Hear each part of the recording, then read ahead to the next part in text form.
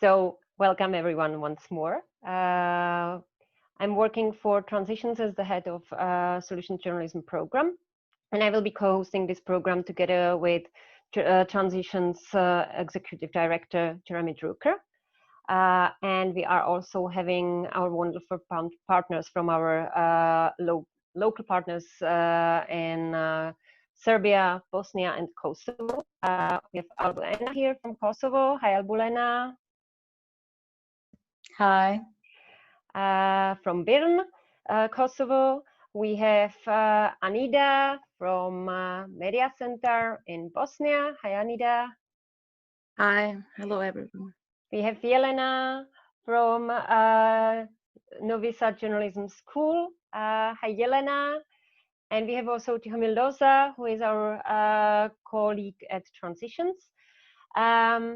They will be helping to get your questions from the chat, because this is your only opportunity to interact with us in the webinar format. But the great thing is that you can also ask your questions in your local language, and our dear colleagues will handle them in your local language. Either they will directly answer or they will bring them up in English to us. The point of this webinar is to bring the very basics of solutions journalism, journalism approach you might have heard of, or maybe this is your very first time. And this will be followed by an advanced session next week. We will tell you more about it at the very end. There will be a 1-hour lecture with me and Jeremy, and that will be followed by a question and answer session. But you can ask the questions like during the whole webinar. There will be also opportunities for clarification questions for you as we talk. So over to you, Jeremy. Jeremy is my dear boss and the director of Transitions. Okay, thank you, Lucy, and welcome to everyone from a rainy, cloudy day in Prague. Happy to see so many people attending. We are going to try to make this as interactive as possible. So as Lucy said, we have the ability for all of you to ask questions, also in your own native languages at certain points over the course of the next hour or so. But feel free to let us know if we're going too fast or too slow or anything in the chat. So just as a way to introduce the session, we wanted to tell you about the goals for today. Lucy's just sharing her presentation right now. So I will just wait till we have the slide up there so you have it in front of you. Do you? Yeah, okay, I think everyone should have it by now. If you could go to the slide about the objectives. Yeah, so these are the objectives for today. We want to define for you very clearly what solutions journalism is, but also what it isn't. Look at examples using the 4 criteria of solutions stories. And these are the criteria that the Solutions Journalism Network has pioneered, and we're going to be explaining that and how you can apply that in your own stories, as well as towards the end of the webinar, show you how you can also identify a solutions angle for stories in your local city, town, country, and region. So those are the objectives for today. We will be going into more depth, as Lucy said, next week when we get into the more advanced workshops. But that's the basic approach for today. So solutions journalism, as you can see up here, is rigorous evidence-based reporting on existing responses to social problems. This is, I think, all the more needed today. And my organization, Transitions, has been stressing that solutions journalism can play a really crucial role today as we all try to cover COVID. We're not going to cover in depth today COVID-related stories, but rather focus on a general approach to solutions reporting. But when we've been giving these workshops over the last couple of years, we do have to do a little bit of convincing sometimes of why solutions journalism is such an important approach. I think now we can see over the last couple of months very, very clearly why we need solutions journalism today.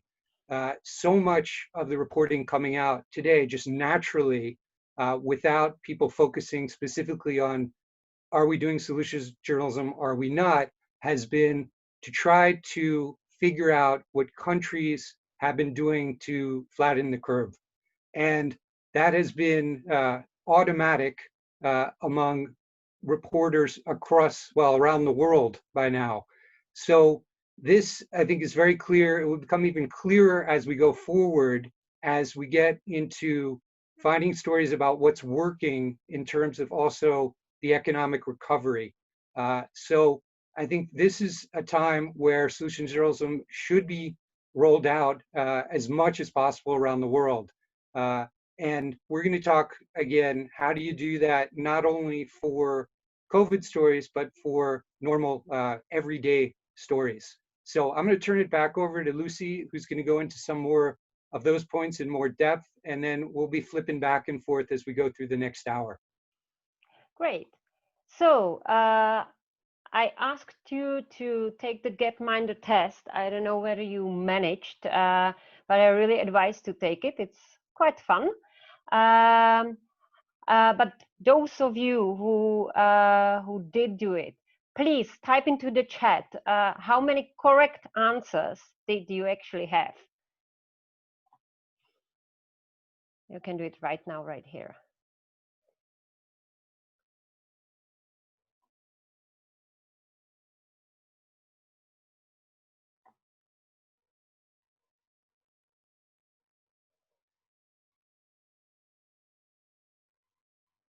Okay.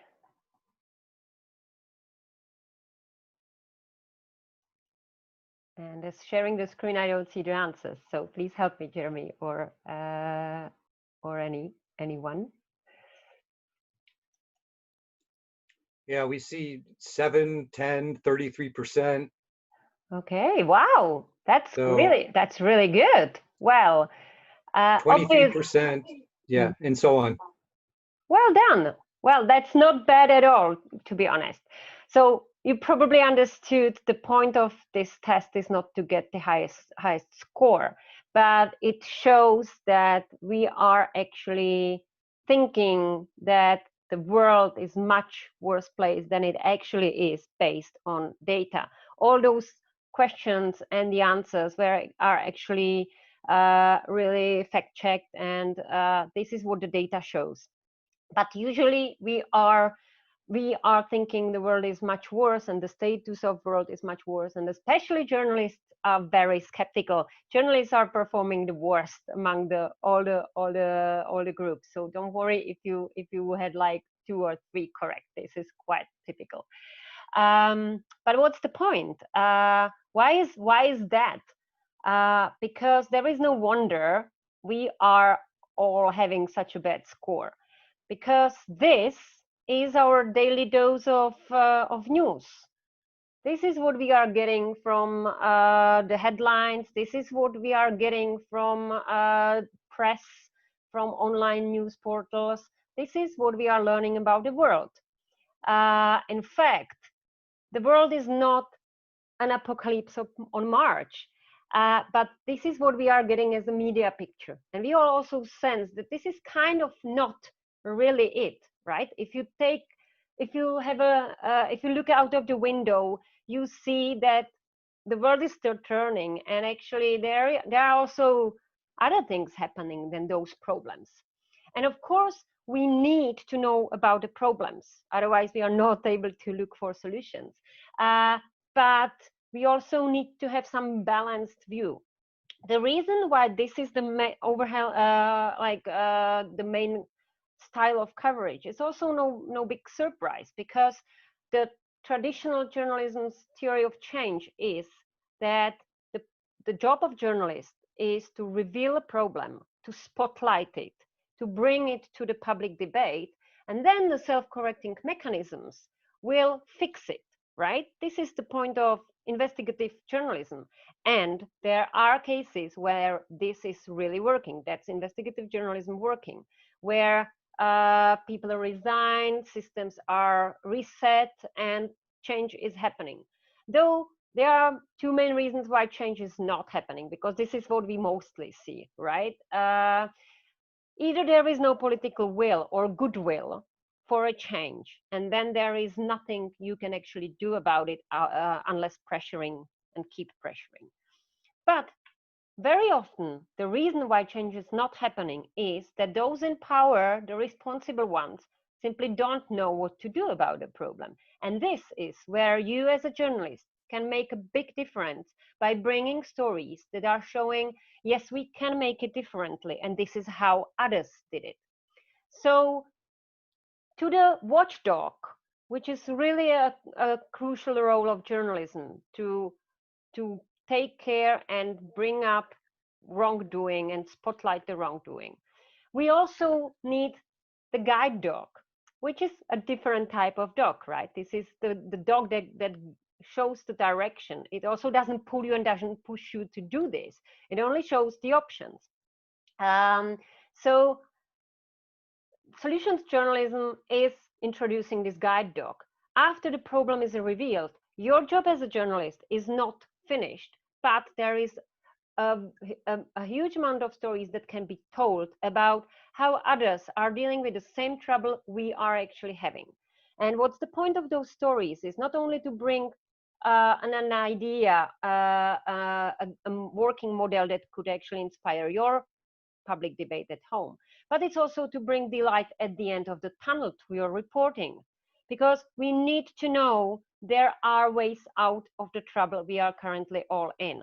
And there are many, many problems we are facing, no question about this.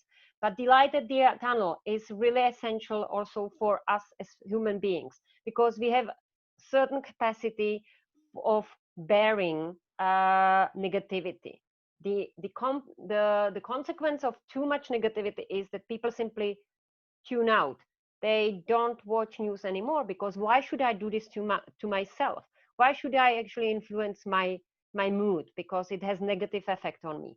So people rather watch new Netflix series, and news rooms are actually witnessing that there is a really significant drop in audiences, especially young audiences are really, really hard to attract.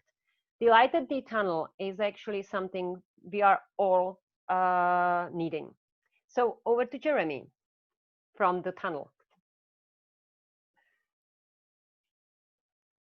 You are muted, Jeremy. Thanks. Thanks, Lucy. So in front of you, I have a quote from Tina Rosenberg, who's one of the co-founders of the Solutions Journalism Network. And again, here you see what Lucy was just talking about, that it's not enough to keep covering problem after problem after problem, because people just, they despair, they get passive, and they tune out, they stop. There have been a lot of studies done, as Lucy said, people simply get tired of watching the news. And we can see that even today. Obviously, the visitor rate, the readership, the viewership of media around the world has gone way up because of COVID. But at some point, a lot of people are going to get just simply exhausted by that, all the negativity, and they are going to look for solutions that are somehow, somewhere trying to make the world a better place, at least with different programs or initiatives and so on. So just, this is a typical story. You have up here on the left side, again, Italy hit by all the new coronavirus deaths, hospitals in crisis. But if you look at the story to the right, this is a New York Times story that started to get beyond that. And this story is actually from March. So it's from quite a while ago and toward the beginning of the pandemic, at least as it was hitting Europe in full force. But already the New York Times journalist was looking at what steps did Italy take to make the situation at least a little bit better. And we've seen more and more stories like that. So if you look about what is the difference, again, it really comes down to inspiring the audience rather than just depressing them all the time. And as Lucy pointed out, again, we're not saying that you don't need those kinds of stories that do highlight problems, but you do need to give people other stories that present hope and some kind of light at the end of the tunnel. What we're talking about is giving a full image of the world. So it's not all the negativity, but also responses, solutions that seem to be working. And it's really, as I said, the whole story, more of a truthful way of looking at the world instead of only highlighting the negativity. So yeah, I'll hand it back to Lucy to explain the 4 qualities of solutions journalism.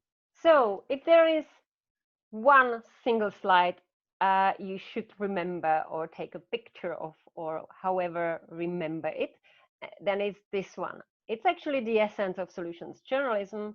There are 4 qualities of good solutions journalism. It's kind of a very simple checklist, and if you follow them, this will help you to make your reporting high quality. So number 1 is solutions journalism features not just a person, but the response. It's an existing response. It's something that's already happening in the world. It's not about theories. It's about not about what should be done. It's about what's already in place and about people responding to a problem. And the story focuses not only on that it's happening, but especially on how it's happening. It's a how done it story. It's a recipe for a cake. So the second quality is that it provides evidence of impact. It's looking at the effectiveness of the response. It's not only about good intentions. It's not that there are nice people doing nice things. If you pick up a topic, you should be sure that this response is actually really helping, really making a difference. So the question to ask here is, how do I know it's really working? It's not because the leader of the program told you so, but it's because you investigated it and you found out that there is available data proving the impact, number of people that got help, a system that got changed, whatever evidence. And if not quantitative evidence, stats are really the best evidence you can get. But sometimes they are not available, but the more you need to get of qualitative evidence, of statements of people, testimonies, expert opinions, independent people that are not involved in the project, and getting a very colorful like broad view at the problem. So you need to know it's really working, not only that it feels good. Number 3 is an insight. The story provides insight, which for non-natives is a very complicated word for me as well. But this is basically the lessons that others can take from this approach. Is it helpful also to my community? Is it helpful here in Prague, for instance, in the Czech Republic, in Central Europe? This is how you also pick your story. There is a replicable model. It's not only a one-off story that someone is helping somewhere, but this wouldn't help you further with your problem at home, right? You want to bring something that moves your public debate at home, at your community, in your village, in your city, in your region, in your country. So it's not only about the inspiration, but really about what can we learn from Italy. What is the lesson for the world, as we were referring to the New York Times story? What can I learn from Iceland doing something? What can I do? What can I learn from Peru doing something, right? And number 4, very important, but double so important for solution stories as they are positive and solutions oriented. You need to discuss limitations. There is nothing like a perfect solution, and you need to be fair about this. You need to be honest. You need to say, well, this is how the solution works. This is the data proving it's working. This is what we can learn. But also, there are weak points. There are limitations. The question here to ask is, where is this not helping? What is not working with this solution? And it can be people not getting this help. Like, it works for young but not elderly. It works for people from the cities but not from the countryside, or the other way around, because of accessibility or qualified personnel, whatever. Everything what's actually possible blockstone for anyone else to replicate it, they should know about it. And they should also know what were the block stones on the way of the original place of the solution. So those are the lessons that are also weak points. And if you name a weak point, then you can do something about it. If you don't mention a limitation, there will be no debate about removing it. And also this makes your reporting more trustworthy. We all know there is no ideal world. There is no unicorns and rainbows around us. And if you don't mention limitations, we are all suspicious, right? So I would start to have assumptions, and my assumptions might be even worse than the reality. But thinking like, there must be a catch. That's not really. We will always think about the weak points, so it's good to mention them. All in all, those are very four criteria good to have in mind when you are looking for the topic of your story and when writing down your story. Thinking, do I have all those qualities somehow represented? And it's important to say there is nothing like a perfect solution story. There is no perfect story. There is no perfect solution. So there is also no perfect solutions journalism. But this is kind of the ideal you should aim for. Good. Are there questions of clarification so far here? So over to our dear moderators, probably.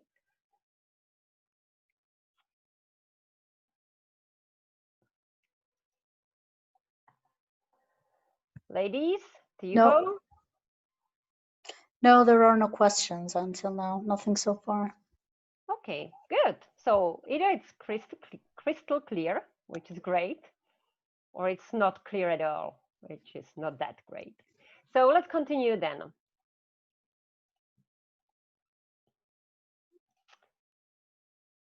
Okay. Okay. Haha. So here we go. In the email before the webinar, I shared with you a link to a story that we will go through together now. We prepared also the local language translations for you to make it easier for you. So if you have read it, it will help you now. I will go to my, okay. I will go to my screen. And we will slowly go through this story. So this is a story about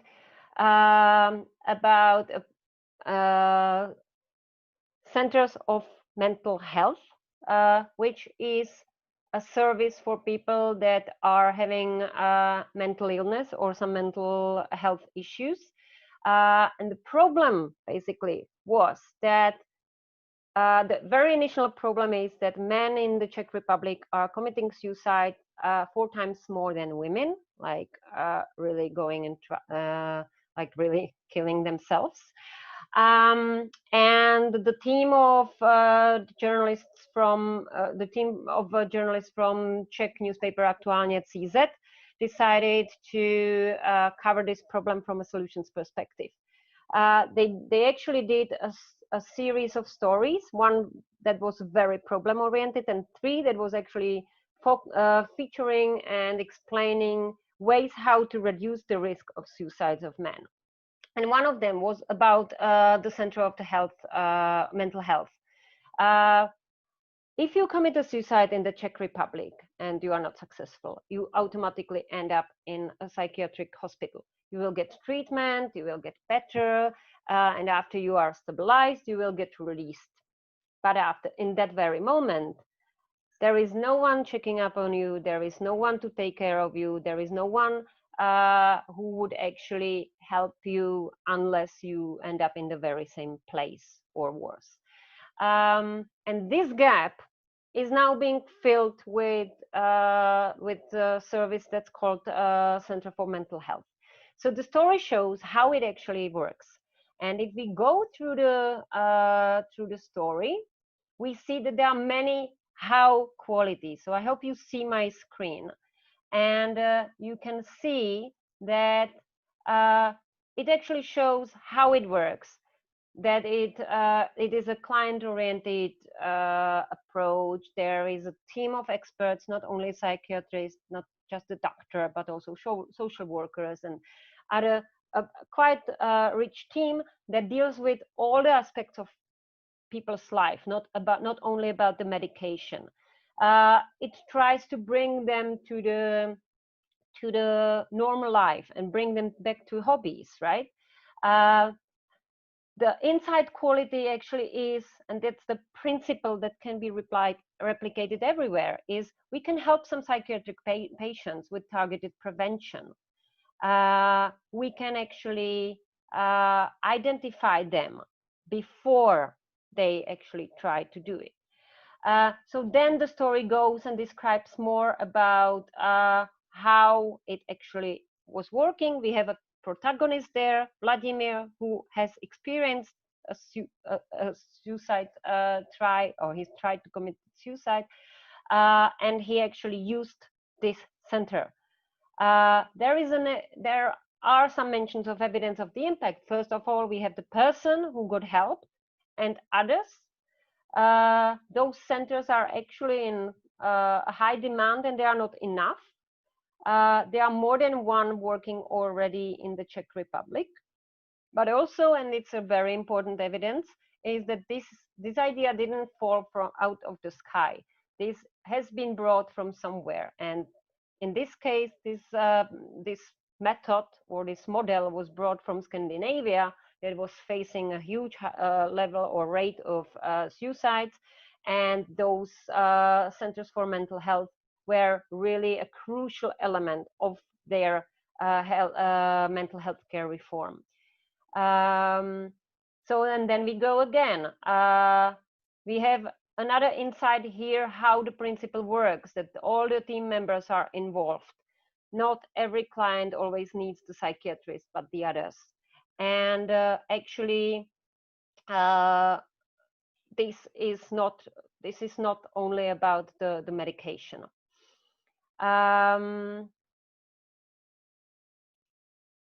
This is actually also about not bringing just a story about how the Prague Center is working, but how to bring a similar principle to your place, because I believe most of the countries are facing this very problem. But if you can take a lesson learned from how Czechs are doing it, for instance, this can help the others to actually open the debate about how to do it. And there are already, of course, limitations. First of all, the patients who need this service most are not learning about it when leaving the hospital, because the information flow is not really there. So the doctors at the hospitals are not informing them about this possibility. And they say we don't have capacity for our own PR, but they don't tell, right? The other limitation is that there is not really a sustainable model of financing, because they know they have finances for 18 months and nobody knows what happens next. And this brings a lot of uncertainty to the program. And also one very big limitation is that, in fact, there is not really official statistics about suicides. They are not followed, and it's hard to actually make any evaluation or any hard data reporting about how it actually is. However, if you didn't name those limitations, they couldn't have been discussed and removed.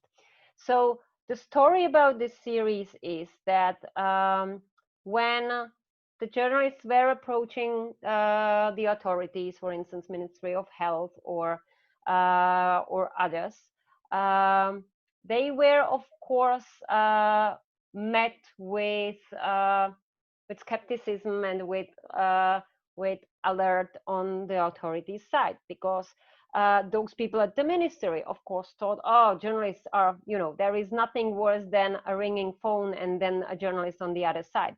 That automatically means a problem. In this case, that was not about catching them, not the watchdog approach, about catching them that they are not doing their job well. It was rather an invitation to look for a solution together and invite them to the solution. But this is not only a mental, you know, like mindset change in the head of a journalist, but also of the other stakeholders, because they also expect you to be a watchdog. So turning into a guide dog is quite surprising. So therefore, it's really, really good to explain the point of your reporting at the very beginning when you approach the authorities. And this is one of the lessons from this team, because after they published this series, the ministry actually approached them with the note saying like, well, you did a really good job. You brought a lot of useful information. You did a very useful research. We would like to have a debate about what you actually found. Good. So we have limitations. We have lessons about those centers and how can they be replicated, or what's the principle, what's the bigger idea behind it. It's not that much important how they do it in this particular Prague center, but what can be actually taken to your place. There is evidence that this is helping, and there is a lot of how details that after reading it, you have kind of an idea of how it actually works. And of course, there could have been much more of each of the quality, because sometimes it's very hard to get information about any of them. For instance, in case of sensitive topics like suicide, it's very hard to get first-hand evidence of the patients. So they had this man called Vladimir, who is not Vladimir, but he was called so.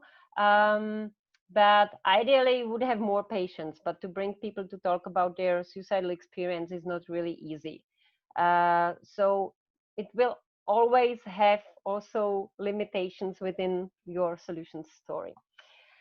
Good. So are there maybe some questions related to this? Over to our dear chat moderators.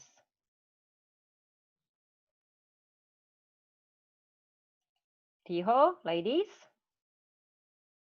Hi, Lucy. I'm afraid there are no questions related to this particular part. There is just one general comment. Hold on, something is coming. Okay, from Ula, how did they turn to solution-oriented story? It was a really good example, says Gierke. Okay. So sorry, what was the question? So the question is, literally, how did they turn to solution-oriented story? I think it refers to the story that John just focused on. Yeah, that's a very good question, and it's very essential, basically, because it was the decision that this will be a solution story was made at the very beginning of the process, and it's really important. The entry point to the story was already from the solutions angle. They didn't want to look and describe the problem, but they started with the solution, and this is what solution journalism does. After you reveal a problem, you start uncovering what's working with this problem. So in this series particularly, it was set up in the way that there was the very first article, which is covering the problem and actually explaining how the problem is working, what is all the data, all the information. And then you you could actually start, like adding the solutions to this. So that was, and this is really important to be clear that you are already starting with the research of a working solution. So they did actually 3 stories. They did one on men jumping under the trains. It is a very typical way of suicide by men in the Czech Republic. And the team found out that in Hong Kong and in Japan, in Tokyo, they installed barriers into metro stations, like sliding doors, that did reduce the number of people jumping under the train in the stations, while not increasing the number in the next station. So they were focusing on that one. That's the number 2 story. But then they found out that this can be done from the mental health care strategy, and then this was the Swedish approach, and then there was another one that was addressing the toxic masculinity and ways for men to actually deal with their emotions and with their failures, and that's the 4th story. So there are 3 different stories of different strategies how the risk of suicide, especially with men, can be reduced. Right. I think Jeremy will probably address Catherine's question or related to you. Meantime, let me bring Mahir's question to you, which is basically about. Let me translate it. He's basically saying he tries to stick to all of these principles in his stories, in his approach. His issue is how to make it attractive to his audiences. Hold on, there is a, he's explaining it a bit. He's saying, for example, looking at what needs to be covered, I'm just wondering what the best format to tackle this story would be, whether it should be serialized, come in more than one part, perhaps in some other formats such as video, etc. Jeremy, do you want to, or shall I? Yeah, maybe I have a suggestion. I know we have a lot of good questions coming in right now. Should we save them rather till we finish with the presentation, or I don't know, Lucy, what do you think? Taking them one by one now, because they're really good ones that are coming in. I think I don't want to skip them, but it would take some time to answer all of them. Yes, sure. Let's do that. Okay, so if people could please, I hope you can hang around after the hour finishes and we can really get into these questions, because there's a wealth of material there, but it'll take us a bit of time. And we should perhaps just get through the presentation first for those who truly have to leave after an hour. Yeah, so over to you, Jeremy.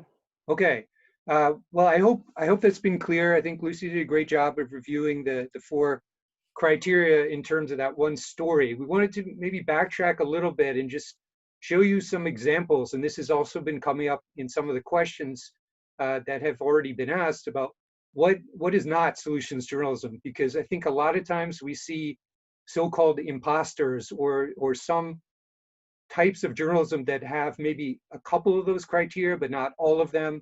And we wanted to maybe make it a little bit clearer by showing you some examples. So you've probably all seen in your media these types of stories. This is a CNN one here, which is called CNN Hero.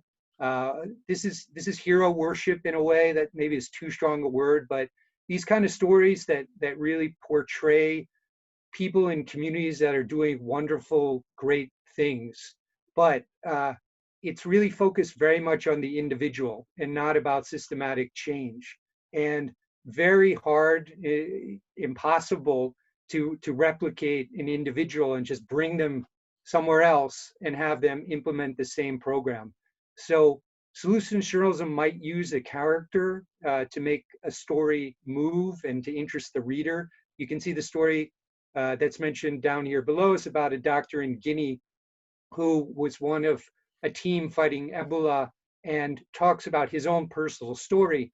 But that story and true solutions journalism really gets into how is the system changing? What are the details? Much less focused on this wonderful individual.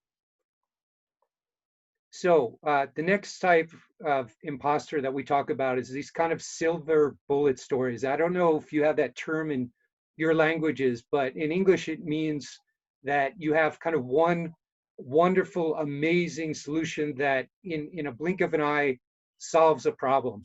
And you can see here the way the story is portrayed, it says sometimes a soccer ball is more than just a ball, sometimes it's a lifesaver, which is a really strong way of promoting it, not really talking right there about the details or how the solution actually works. If you got into that article, it did go into more details, but it's very, very dangerous to use that kind of rhetoric.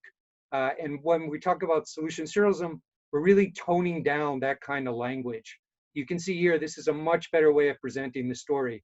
It's the same topic, but just the way it's presented and the way the story is told gets much more into details, makes it clear that you're not talking about the silver bullet that will save the world, but a solution that can help make a difference, in this case with younger kids who have had a problem using soccer balls that deflate very quickly or get destroyed. And then this is a very typical story, which you might see again in your own media or think tank reports. And again, think tank reports are really important. They do a great job of analyzing problems, proposing solutions, but usually it ends there. It's about theories, it's about things that we might all be doing in order to make the situation better. Solutions journalism is again getting into something that's already in progress, already showing some impact. It might be at the very beginning of the process, but there's already some kind of evidence it's working. This is a great story here about Iceland and how dramatically they dropped teenage drinking rates, smoking rates, drug rates over the course of about 15 or 20 years. It gets into many details about the programs they were running, shows data, shows impact, shows figures, and really gives you a much better idea of how the solution is truly working. And then finally, and we get this a lot, is a lot of people tend to think when they first hear about solutions journalism that somehow it's activism. And a lot of journalists say, oh, I don't want to get involved with that. I'm not an activist, I'm a journalist. Because they think that we're simply, as solutions journalists, pointing out one solution and promoting that. And I'm sure you've seen these types of solutions promoted even now in the pandemic. A lot of people are latching on to certain solutions. Sometimes it's misinformation. Sometimes it might even be true, but they're becoming really activists in promoting that type of solution. You might have seen this in different petition drives and things like that. We want to make very clear that this is not activism. Solutions journalism has a really different approach. And it's, again, reporting on responses to problems, going into depth, not promoting any one solution, simply in a neutral way, talking about a solution that seems to be working and might be applicable elsewhere. So just moving on a bit here, just very quickly, and we're going to go into this more in depth next week, but why to do solutions journalism? I hope we've made clear by now that it can make your reporting more impactful, cover the whole story. This is good journalism. And one thing we should point out, we're not saying that Solutions Journalism Network or Transition somehow invented solutions journalism. It's been around from the beginning of journalism. It's just not too many people practice it, unfortunately. So that's what we're pushing for. This is just good journalism, talking about solutions and not about problems. And in case we have some journalists out there that have already thought about, this sounds great, but how do I convince my editor? How do I convince my publisher to do this type of journalism? You can really tell them that studies have shown that it increases audience engagement, readers, and trust. A lot of people, as we've said, have been searching for this kind of journalism. And a lot of the figures have really shown that while you have some sensationalist journalism that captures audience, that quickly fades. But solution stories tend to get read, shared, passed among like-minded people. And also readers start to think that journalists and media are looking out for their problems, but also solutions, and not only trying to stir things up, cause greater distrust in the government, in the media, and always talk about the negative stuff. And then lastly, it can increase revenue, not just through page views, but there have been some good examples, both in the US and even now in the Czech Republic, of sponsorship, different companies sponsoring solutions journalism, because again, it's something positive for the community.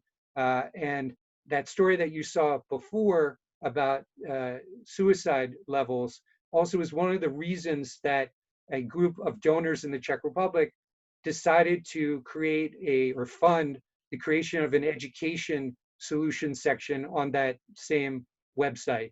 So this is happening more and more. So definitely use those arguments as ammunition to try to convince the owners of your media to try to do this type of journalism. Okay, so let's skip the questions of clarification for now. And let's move to some examples from the Balkans, because we wanted to show that this is not something that's happening just in the US or in the Czech Republic by chance, but solution stories are everywhere. And there are already good solution stories about Serbia and Bosnia and Kosovo, or very close to solution stories. And there is definitely potential for covering the responses to the problems. So let's start with the examples from Serbia. Yeah, so these are just a quick couple that our partners found. This is one that Tina Rosenberg, again, we already mentioned her, one of the founders of the Solutions Journalism Network, did about Otpor in Serbia. I'm sure everyone has heard of Otpor, which was the student movement that helped topple Milosevic back in the year 2000. This article is about how they've traveled the world since then and have been advising other movements. And farther down in the article, she gets into the different myths about civil disobedience, and uses the examples of Otpor, not just in Serbia, but some other places where they've been advising to make the case that some methods work better than others, and to dispel some of the myths around, as I said, civil disobedience. So that was a really good example from Serbia. And then there was one more, which I think it was from Serbian television, went to Finland and looked at a case there about how Finland has been quite successful in driving down the levels of homelessness. Many places in Europe and around the world, homelessness has been increasing, but here in Finland, it has been going down due to a policy of giving people homes, not just temporary shelter. So yeah, that's it from Serbia. Mm-hmm. So just the example from Bosnia and Herzegovina.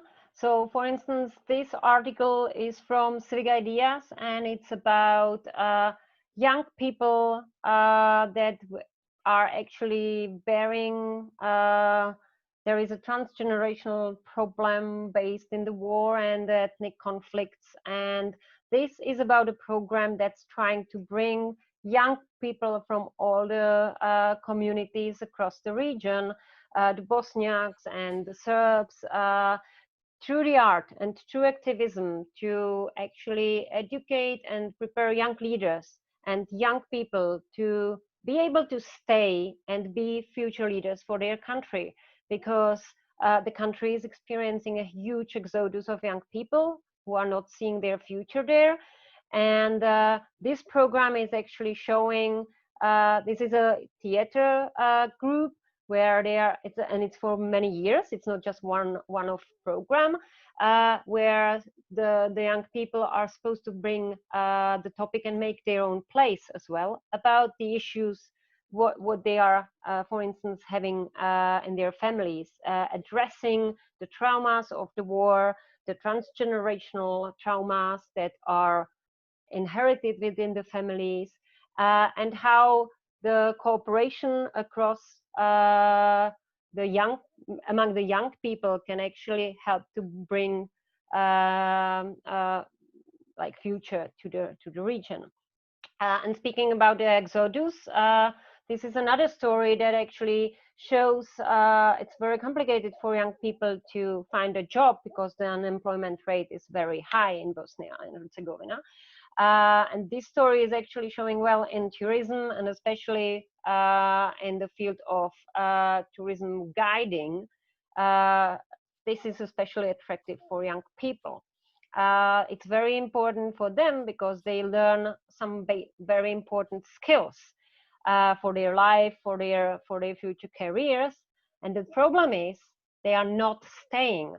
So the story gets also into like what can be done about making the people and the young people not to think about immigration, but rather to stay. And then coming to Kosovo, we were actually talking about looking for the bridges between communities.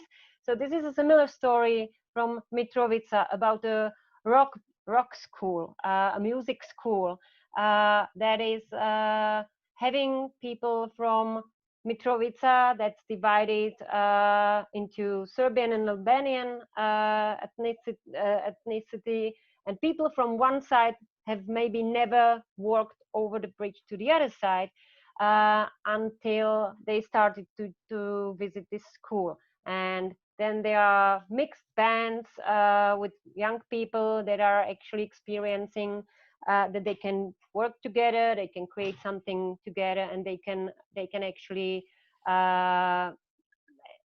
build common future together. So through projects like this, this actually shows the young generation how to live together and how to actually tear borders, not only physically or crossing the bridges only physically, but also in people's heads. But there are also limitations, and they are mentioned in all of those stories. Those are not unicorn stories about how the world is perfect. There are very many things. For instance, the idea of the people going to the other side of the city and joining the other part and having a mixed band is not really popular among not popular for all of the people. And for instance, people from this school are experiencing hate speech and hatred comments on their Facebook and so on. So this is only to show that this is not moving the reality out of the space, but it's also naming what's the weak point of it. It's not solving it as the silver bullet. Good. And one example from Kosovo that's not solutions journalism by the definition, but is a good start. It's the very first step for looking for constructive content, not only about the coverage we were showing at the very beginning about what's the problem, what's not working. It's important to know, but covering the responses. This article in Pristina Inside is actually listing many initiatives that started to emerge after the COVID-19 pandemic, and how industries and entrepreneurs and young people and schools, technical schools, many stakeholders started to actually do constructive stuff and started to help. So this article is not a solution journalism because it doesn't analyze a particular model or a particular issue, but this is a great source of inspiration, and each of the approaches mentioned there is worth a solution story. Good. So when is the right time to do solutions journalism? That's the million-dollar question, because it's not always the very moment for it. As we mentioned earlier, we need first the audience to understand there is a problem, because if there is no understanding of we are having a problem, people are not interested in how to solve it, right? So the first question you need to ask is, what's missing in the public debate? Do people know we are having a problem? If not, you need the traditional investigative journalism, the problem-oriented journalism, bringing it up to the spotlight and highlighting it. But then you need to ask the question, do people know what to do about the problem? Do we have a response? Because many times we do know, and systems are in place but are maybe not used enough, or policies are in law, they by paper, they are actually there, but they are not actually exploited, right? And in this case, you need to just pressure and keep pressuring.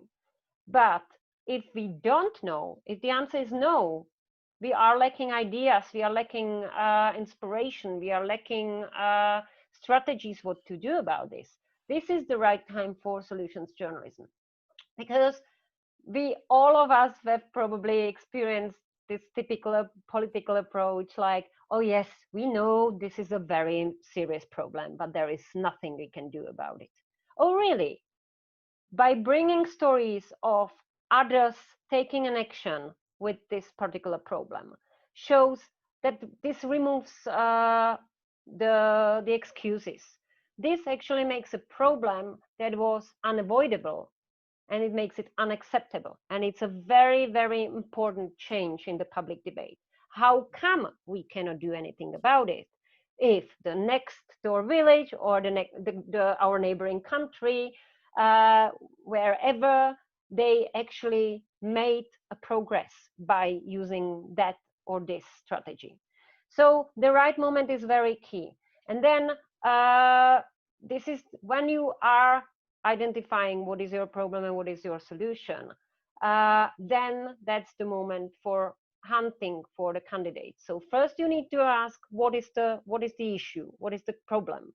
Then you are asking, is there knowledge about how to solve it, or do we need to provide it? And if not, then you are looking for others doing it better. Good. So the key question to ask here is actually, who is doing it better? We at home are not performing well, right? We are having the problem. So how about looking around, who is doing it better? And this is where I hand over to Jeremy.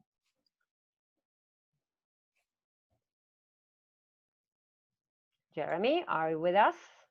Yeah, I'm here. Okay, so yeah, so as Lucy said, a key part, and really the first question you often ask is who's doing it better, and also where you might find these stories.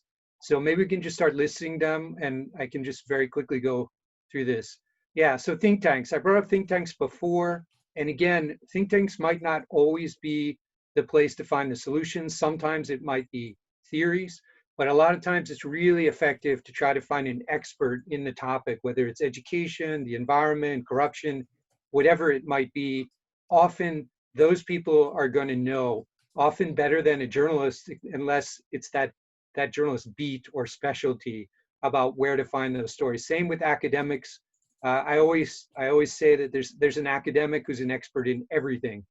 You might not have them in your local university, but definitely somewhere in the world, there's at least one or two experts on that particular problem. And again, they're the ones who should know who's actually doing it best, who's actually making progress, who's showing impact. Also, large data sets for the data journalists out there. I think you can really, really look and find the outliers in particular data sets that will tell you this person or organization or city or town is doing something better. When we say outliers, we mean the people that somehow are different from the crowd.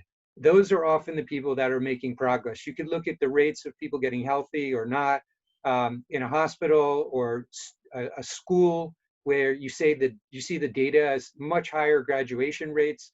That's a great place to start. Again, people involved in implementation, these might be they might be donors, they might be even public officials, they might be NGO people, kind of anyone involved in implementing a solution to a problem can be a good source. Yeah, and also people involved in the problem. Again, those are the type of people that know the problem really well and might be hearing about some initiative that's been showing progress. So those are good people to also talk to. networks of innovators, incubators, hubs, anything like that, those are often people that know other people who are change makers, people who are doing something to make progress. So that's a good place to look as well. Foundations also, program officers, of course, they're going to probably talk about their grantees, and you'll have to dig deeply to find out if those grantees are actually showing as much progress as it seems, but that's a good place to start as well. Yeah, and then hold up a mirror to your own life. We've had a lot of people come up with stories just by coming across different businesses or organizations on their way to work, or they buy a coffee from a cafe that employs disabled people. So there are a lot of places where you would just see progress, say something innovative, see a solution that might be solving maybe part of your own life, and think, is there something there to write about? And then the solution story tracker is a great source. I think there's now, what, Lucy, over 8,000 stories that have been vetted, meaning people over at the Solutions Journalism Network read through every single story and decide, does this fulfill the 4 criteria? Is this a good example to promote of solutions journalism? So that's a really, really great source. And you can also search there under topic, region, and some other search possibilities. Yeah. And then these are key questions to ask also. These are, again, we've mentioned these, and I want to go through them really quickly because we're already running out of time for the basic presentation. But number 1 is who's doing it better. Then you're going to look at how does the response work? Where did the idea come from, really start to finish? Is it being replicated elsewhere? This is really key to find out, is it going to work in your own town, city, school, or whatever?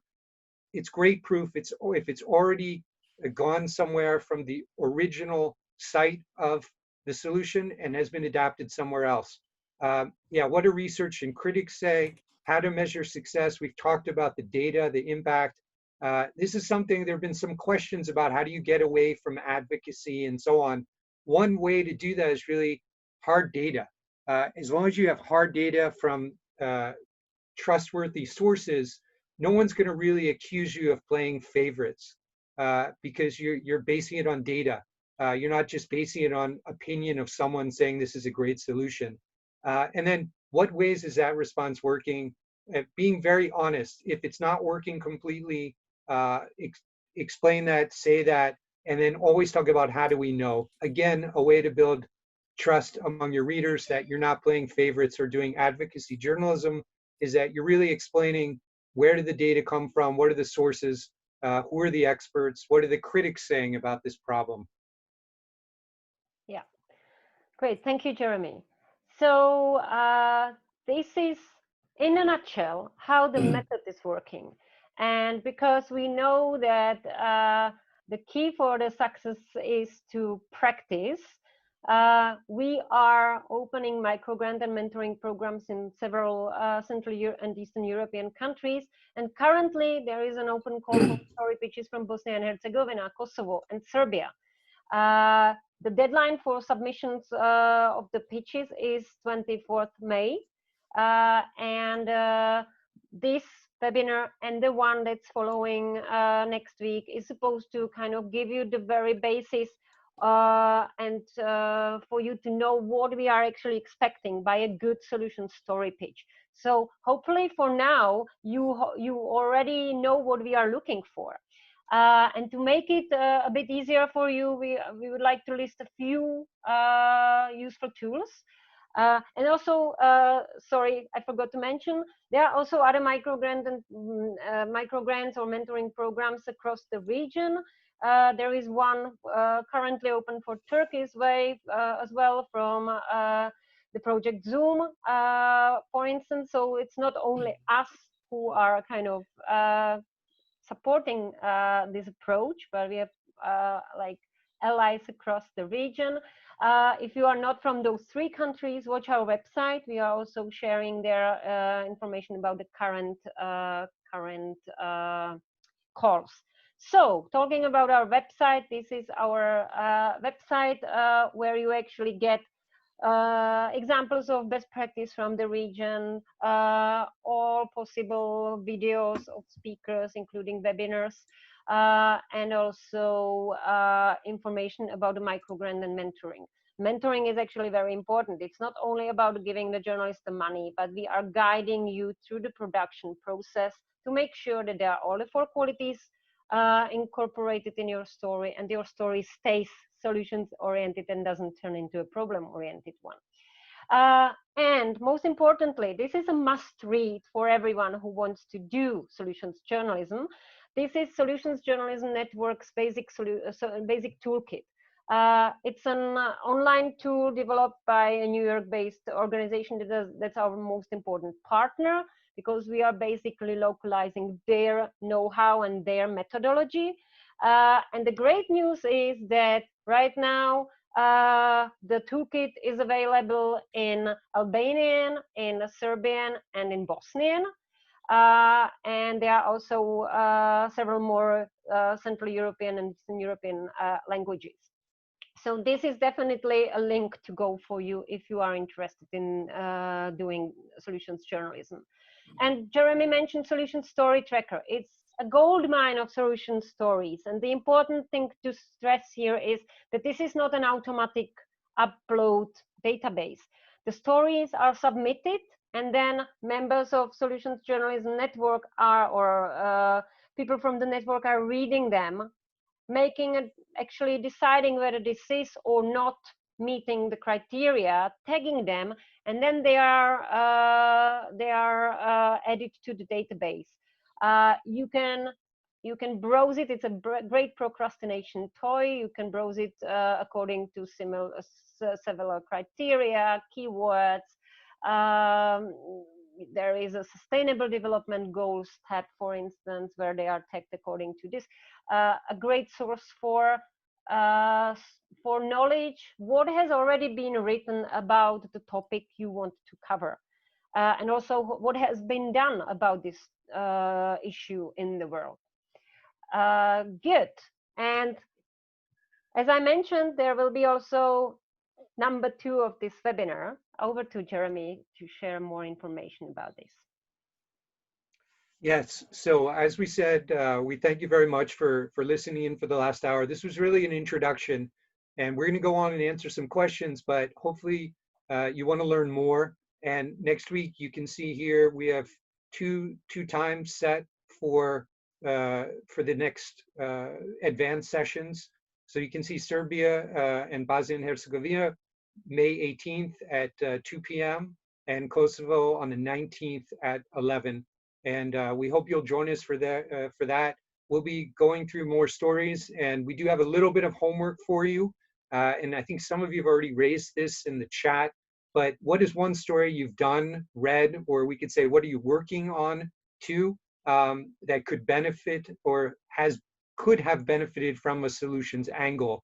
Because I hope one thing that you got from listening over the last hour is really that this is kind of the next step for many stories that you might have done, where you uncovered the problem, and you at the time might have thought a little bit about the solution, but now we're hoping that you will really think about that from the start, and try to convince your editors and publishers to also take that to heart.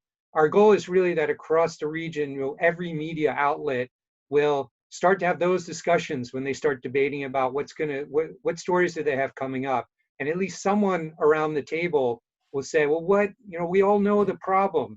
What about the solution? Where is it working? What's something else that we could explore to give some people some optimism that the solution is actually possible to solve? Yeah, so thanks for your attention. Now we'll get back to some of those questions. So I hope people can still stay around for another 20 minutes or half an hour. A lot of good questions there, and we'll get into them now. Mm-hmm. So how about our dear chat managers? Would you bring some questions up? Yes. Hi. I think it'd be good to start with a question that will give you an opportunity to actually explain again on a good example what is and what isn't solution journalism. The question is from Blerta. She's basically painting a reporting scenario, and she says in Kosovo the poverty levels are pretty high. So many times we have people coming to our TV studio and asking us to do a story about their difficult life, about their situation. So sometimes they do a story, and then some good people see that on telly and, for example, build them houses or bring them food or help them in some other way. So the question is this solution journalism? Lucy, do you want to take that?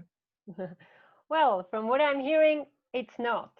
And the reason why it isn't is that there is no systemic approach, systemic solution, or a model, a replicable model about it, because it's a single case story.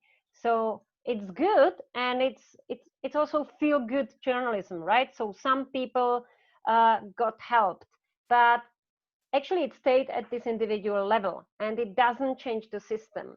But if there was a story about another place that was facing a similar challenge, like high poverty, and then which kind of consequences of the poverty. It's also important to identify what particular problem you are addressing. Poverty is a very broad topic, and it has sub-problems. I'm always saying a problem is like a bar of chocolate. You need to break it down to be able to eat it. And the same is for the problems and solutions. There is no solution or a response. Let's call them responses. It's not about the perfect solutions. There is no response to an abstract problem, to poverty, climate change, air pollution. There is no single solution to that. But if you break it down, and you go more to the concrete level, like what kind of poverty and where? Is it about education and access to education? Is it about basic hygiene conditions, access to running water or whatever? And then you can look for places that were facing similar issues, similar challenges, and look for strategies, how they addressed them. And then looking for the one that could be most helpful to you. This is about this third quality, the lessons learned, right? What can we learn from the other community in, I don't know, in other European country, in Romania, in Hungary, in the Czech Republic, in Slovakia, wherever, that could be useful at your community. And then looking for those systemic approaches that could be introduced in your place. And that is what solution journalism is aiming for the systemic changes. Jeremy, would you add something? I would only say with that particular story, as Lucy said, if it was beyond just an individual effort and there was an organization that was systematically building houses, then you could write a story about that organization and how really from start to finish, they've been able to fund that kind of program, build the houses. What are the challenges? Are there different parts of the community where it's not possible for some reason? Is it a funding issue? So you would really have to know, is this a one-time thing, or, as Lucy said, a kind of systematic attempt to change the situation for the better? Yeah, it's also important to actually clarify, where are you looking for the solution?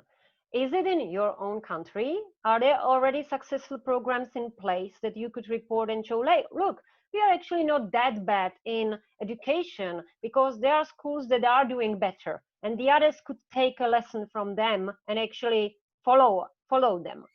Or you are not having a good enough example yet in your country, and then you are looking elsewhere to bring that knowledge back to home.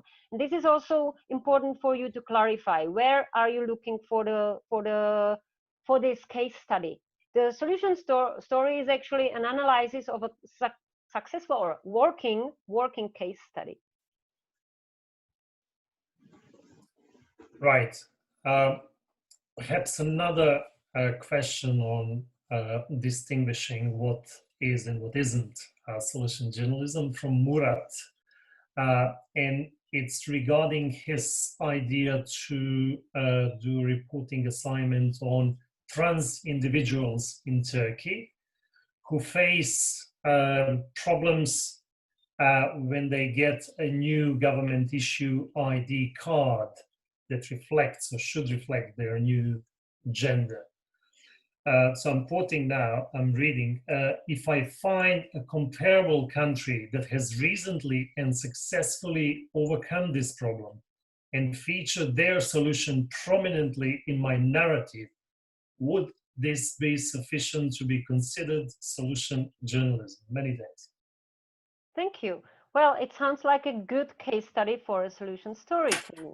So if the core of your story is how the other country actually did it, what were the insights? What are the insights for your actual public debate at home? And what are the limitations of that approach? And you are not spending so much time with the problem. Of course, you need to introduce a context, but it's not that you are spending half of your article with the problem and then just at the end, adding, well, by the way, there are programs dealing with that. If the core of your story is how they did it, this is a good starting. This is good thinking about where to look for solution stories to me. Right. Thank you. And let's perhaps address two questions on the difference between solution journalism and advocacy. So the first one is from Fitim and the other one from Shipe, and I'll just read them. By doing solution journalism, is there a risk ending in advocacy or supporting individuals, politicians, or state organizations? How do we avoid this risk? And the other question is there a link between solution journalism and advocacy journalism? A link in terms of principles, qualities, and journalism's theory of change?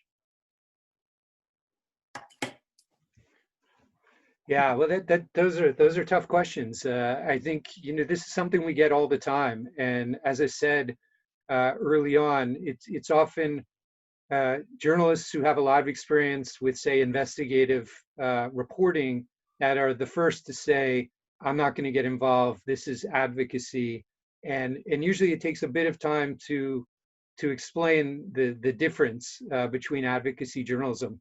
In my opinion, advocacy journalism can also be very important, but it's very much promotional. It's very much with the language. It's talking about, this is a solution, it's great, it should be adopted, and it's pretty one-sided, and I think it would be rare that you would talk about the limitations to the solution. Again, with solutions journalism, if it's going to fulfill all four of those criteria, you're going to always mention the limitations. And as Lucy pointed out, no solution is perfect.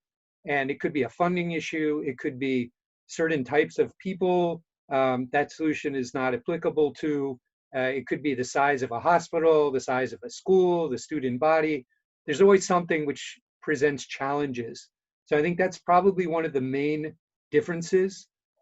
Advocacy journalism also, I would say, doesn't always, even though it should, depend on data as much as most solution stories do, where the data, the ways to track the impact is really central to the story. And again, you're going to talk to the critics as well. You're going to talk about the limitations. So I think that's one aspect. Lucy, is there anything you want to add to that? Yeah, maybe I think it's really important to be clear what is your role in the whole show. As a journalist, you are not supposed to be a PR agent of the solution. You need to take a distance and also be honest about that not everything is perfect with it.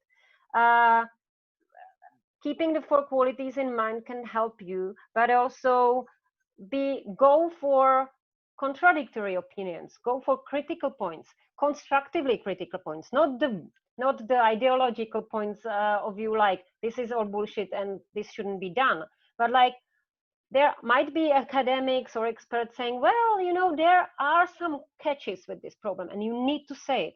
And also, you are not obliged to the project to paint it pink. You know, you are reporting and you are bearing witness about what's happening, and this also has weak points. The important thing is that you base it in data, as Jeremy said, and then you are also backed for yourself being accused of advocacy.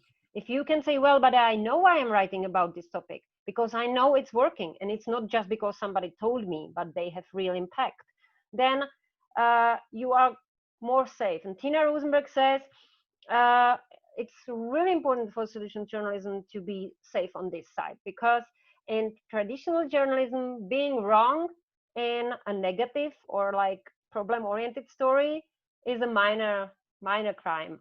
You know, you will be criticized, but it will be somehow forgiven. If you do the same with positive story, if a constructive one, you will that's a major crime, because you will be found as a fool, as not doing your job well. You have been you know, tricked by PR department of that organization, and this is what you don't want. And also, if you, and I think this is the crucial here as well, you are not supposed to make decision for your readers. You are presenting facts, and you let the reader decide whether this is good or not for their community. And of course, by choosing the topic already, everyone is doing subjective choices, right? Also for negative stories, you are doing subjective choices. But then don't use the judging words like great, genius. Don't push the judgment on your readers. Let them decide. They are smart enough to see whether this is working or not. Right.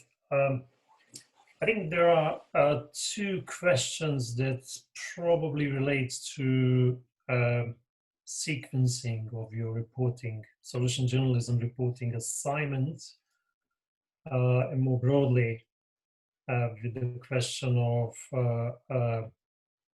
at what point does a story become a solution journalism story? So the first one is from Donika.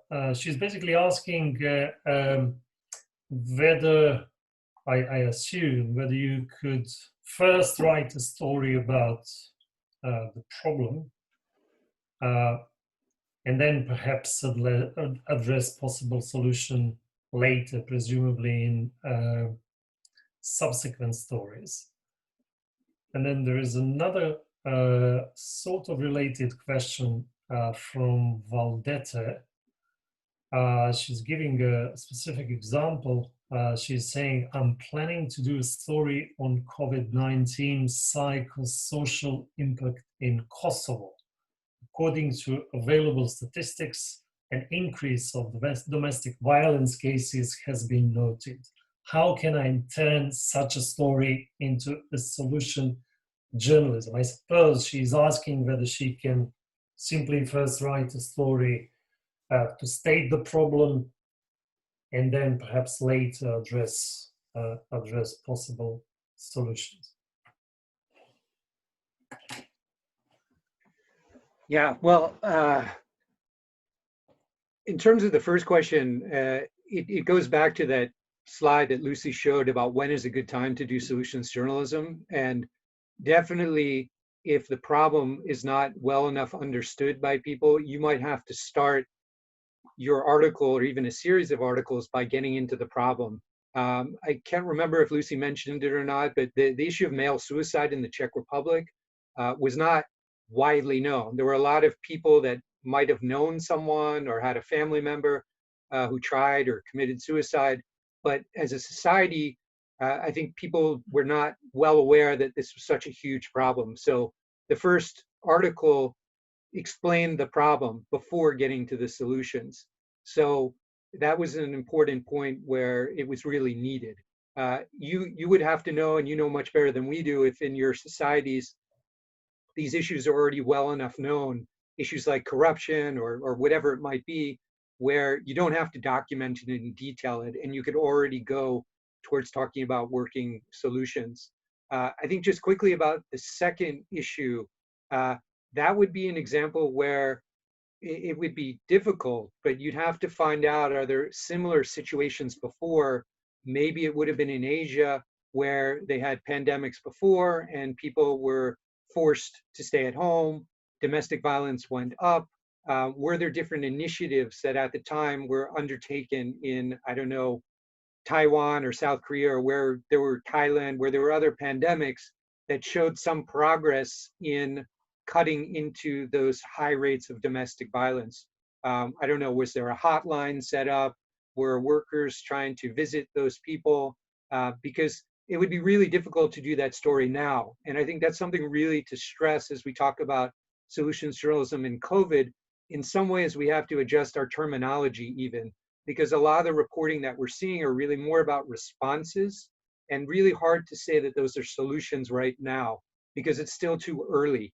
And you might have a response that seems to be working, but are we confident enough to call that a solution that will be working 3 months from now or 5 months from now? So I think it's very important to make that distinction. And I think with that particular story, it'd be really difficult to find evidence that some kind of program is already working. But maybe, I mean, maybe some countries have already been down and under lockdown for 2 months. Maybe there are some initiatives that did something after a month, and already the rates of domestic violence are looking better, are lower. So you'd have to look around. I don't know, Lucy, do you want to add anything to that? That's fine, yeah. Also, I saw we are having some questions in local languages, so I remember earlier we referred to Mahir's question about how to actually make your story attractive to the audience, as to not, so that the story is not just seen as just another sort of positive, quiet story. So he's specifically asking how to structure the story, whether to use other formats, whether to use video, etc.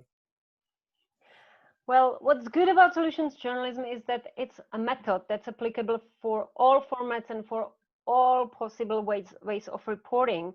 And it's up to you to judge what is your audience interested in. And also, another thing that goes very well with solutions journalism is engagement journalism. So some newsrooms, especially in the US, but also in Europe, are actually using the interactive way, asking their audiences, what are you interested in? What should we investigate for you? So for instance, what solutions are you interested in that we will investigate for you and present for you, because we know how to do story, we know how to investigate, how to work with the facts and so on, and you know what is important in your life, right? So the data shows that solutions journalism is attractive for readers because they spend more time on the page, they share it more widely. Breaking news is going up like that and then dropping quite quickly again, while solution story has an organic reach, so it grows slowly but reaches further because those stories are stories people get back to or share it or refer to it, and also talk about them when they talk to their friends, for instance. And this is what you want your story to be discussed in a pub, right? So we have data showing that this is particularly interesting for young audiences, because young people have enough of problems. They are facing problems every day. We are all overwhelmed with the tsunami of bad news from the news. But it is actually called bringing in a different type of interaction and relation with your audience. And this is also a strategy how your newspaper can be really relevant to people's life, because you are bringing the light at the end of the tunnel. Yes, we can do something about it. And this is how it can be done. This is what media can actually bring to people's daily life, especially at the regional level or community level. It doesn't need to be the big changes at the national legislation. Yeah? It can be about waste management in your village, or about public lighting, or I don't know, playgrounds for kids. So it's up to you. Sometimes a series is good because you have multiple approaches to the same problem, and each of them is worth a story. Solutions journalism is not a laundry list of what can be done. Right, thank you, Lucy. There's another question that relates to what is and what isn't solution journalism from Zoran. He's referring to Serbian government's decision to give 100 euros to every 18 plus citizen. It was colloquially called helicopter money in Serbia.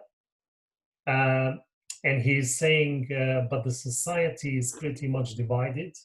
Those who are against the ruling party, they say they don't want to take that money. On the other hand, people are saying that they will take the money and give it to charity.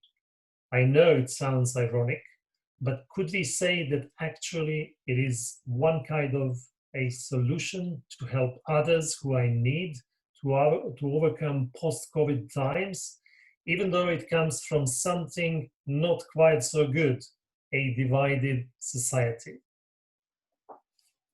Lucy, feel free to take that one if you want. Well, I will just repeat my mantra about the 4 qualities, right? So do you have enough evidence that this approach is really working? Do you know that it has an impact? I would start with that. Or is it just an initiative? And can it be replicated elsewhere? That's the questions you are asking, because you want to bring a recipe. Is this the recipe your community is needing right now, right here? Or is it just an initiative among many? Jeremy, would you add something? I would only add that one thing which we often talk about is when you're talking about a solution, it should be some kind of systemic discussion. It shouldn't be just something that you're throwing money at. Because you could say a solution for any problem is to have $5 million, right? That you can spend in ways you want, but it should be more about the process, more about the system, more about the ways the solution is working beyond simply throwing money at the problem, because it's something which you cannot usually replicate. Simply coming up with that kind of money to fund one solution somewhere. Just an example very quickly, there's a great story about a solution in Norway with prisons and how much money was invested into completely redoing the whole Norwegian prison system. And a lot of it comes down to the amount of guards per prisoner. But there are other elements to it, treating the prisoner as a potentially productive member of society once they get out, education, stuff like that. So at first glance, it does look like it's just a question of money, but there is an underlying philosophy to the problem which you would write about, more than just the money aspect. So for this particular story, did the handouts lead to a change of, I don't know, mind among the people who received the money? Is there some kind of longer term aspects to it rather than them just getting the money and spending it on their rent? So I think these are the kind of things you would have to look at to really decide if this is some kind of true solution or just, as I said before, a short-term response to COVID that might work for a week or two, but then that's it. Right. Thank you, Jeremy. Thank you, Lucy. I think Jelena is making a point about something we addressed earlier, Murat's question, and she's asking whether we can actually whether someone can apply for our grant, for our scheme, with a story that addresses a problem in another country, in this case, Turkey? Yeah, I mean, the answer is yes. I would just encourage people, if they're looking about applying for the grant program, really do your homework about the solutions, because I think one of the biggest things we've seen over the last couple of years is a lot of people applying with a particular problem, but they really haven't looked into the solution yet. They're just assuming that they're going to find the solution somewhere, and it's really hard for us to make a judgment on whether this is a good solution story without really having the solution. So I would really encourage people to really do your homework, do some digging. You don't have to have all the answers. We don't expect you to have talked to a lot of people, but at least find out that there is a solution working somewhere. I think that's really key. Yeah, this is what we are also asking people in when doing your pitch. We are actually asking nothing but those 4 qualities. You should have already a certain level of knowledge of the approach you want to report, and we are curious about this. It's not that you have only the topic and then you will actually explore it afterwards. You need to have a basic knowledge about it already before you start. And it may be important to stress one of the lessons journalists we are working with are always sharing with us is that the research work is really important in general, but it's so much important for solutions journalism. To make a proper research and really good investigation before you start doing the story is the key for success. So by traditional journalism, the story is usually done as you go. You catch it on the way and you add the elements. But if you do this with solution story and then you find out that, well, actually, you know, the approach might not be that well working as it seemed from the internet website, or I have actually no sources to talk to. This happened to the Czech team as well. They wanted to write about the public transportation, the barriers in the underground, and their source was the study.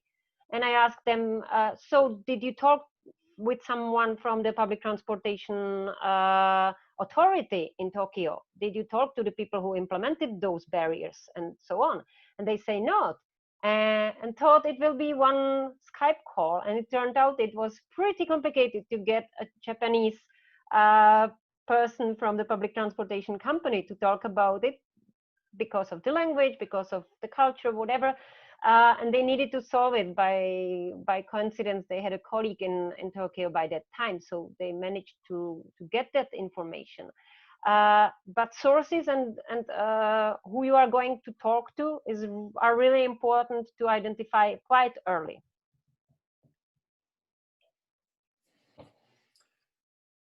Right, I think we've exhausted the pool of questions. Wonderful. The local languages questions are also addressed by now? To the best of my knowledge, yes. Okay, ladies, and our country coordinators will be able to confirm that. Yeah. Yes, because we translated them and then Tiho read them out. So. Great, thank you. I think there was actually one question all the way at the beginning that we maybe skipped over because we were talking at that time, and maybe we could just close with that one because I know we're already over time. But the question is, what are the biggest obstacles, I think, for journalists to do solutions journalism? And it's a great question. And I would say maybe a couple quick things, and I'm sure Lucy will have something to add, but I think the start is really a change in mentality. And I think we've hopefully made that clear, that you just have to approach a story differently than you might have been used to, where you were doing really, really important work uncovering a problem, and now you want to do this, put in the same amount of effort and in-depth reporting into writing about the solution, not just putting it at the very end of the story and thinking a last paragraph about who's doing it better in Finland or Germany or wherever is enough, but really describing in detail. Because I think we haven't really gotten into this, and I guess we'll talk about it next time, but one of the end goals of this is not just doing good journalism, but also trying to motivate your audiences and get them more involved civically. And one of the only ways that can happen is if we're describing solutions that are working somewhere else, and we're doing it in a sufficient way to really get people mobilized. And I know I shouldn't be saying that, because maybe that's going against some of the what I've been saying against advocacy journalism, but I think a lot of us got into solutions journalism because we wanted to get back to the roots of journalism in describing not just problems, but solutions, and also trying to mobilize people to become more active citizens and kind of believe more strongly that democracies are the right types of society to answer problems. And the only way that's going to happen is if we're describing the solutions with enough depth that people are going to be thinking, okay, what my politicians are saying isn't really true. There are answers to some endemic problems. And if we describe them well enough how they're working somewhere else, maybe more and more readers will get motivated enough to get angry and really demand solutions. So I think that's part of what we're talking about. And also another obstacle is trying to get beyond thinking that this is all highly resource driven. You need tons of money to do it. You have to spend months and months doing these types of stories. That can be true for certain types of stories, but if you look in the tracker, you will see a lot of shorter types of solutions journalism, multimedia. So as Lucy said, there are a lot of different formats for doing this type of journalism. And you shouldn't think that you're never going to win that battle with your editor to allow them for you to work on a story for 3 months and it's going to cost thousands of euros and so on. There are different ways to do it. And I would say that's often what we get in terms of possible obstacles. It's going to be too expensive to do. It doesn't always have to be. So maybe I'll hand it over to Lucy for some final words, obstacles. I can't only stress that solution journalism is not activism journalism, but it's activizing journalism. And there is a significant difference, because by your reporting, you can activize citizens to take action and do something, demand something. I cannot stress it more. And I think Jeremy said it, like solution journalism might be one of the responses to the crisis of the media as we are living it. It's not a perfect solution, and it has its limitations as well, as every other response. One of them is that quality journalism is demanding time and qualification as well. You will not make a good quality story in 2 hours by copy-pasting agency news. That's simply it. It is quality reporting, it's journalism work, and it's the high top-class journalism. And it's an investment. So it's also about the management of the newsrooms to actually decide what kind of content they want to provide to their audiences, and the way you can help it and contribute it is to do good solution stories that will prove that this is useful not only for your citizens but also to the business model of your employer.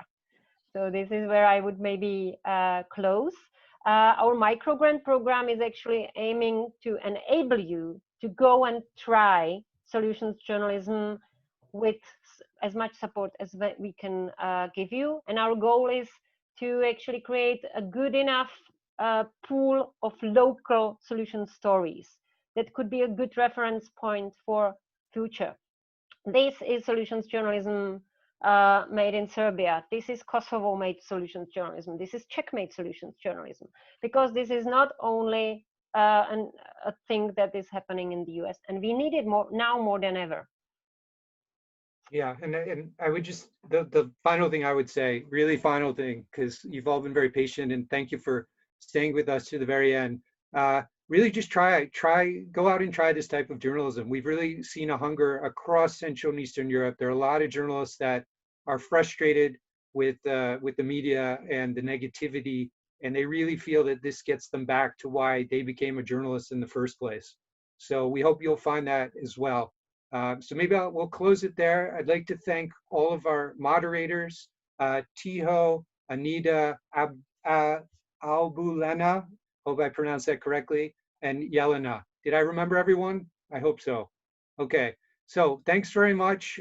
Please feel free to send us additional questions by email. You will get the presentation, and I believe we're going to share the recording as well. And otherwise, hope many of you decide to join us next week. And also, I should say, Transitions is very open to your own solution pitches also. So we'd love you to apply for the grant scheme, but even beyond that, please think of us as a place to publish all those hundreds of solution stories that you're now going to be producing. So thanks very much, and hope to see you next week. Yeah, thank you so much. When leaving, if you find a minute, please fill in the questionnaire, or you can fill it later on in our follow-up message. And this is the very goodbye word. Thank you so much for your patience, and have a nice afternoon. Bye, everyone. Bye.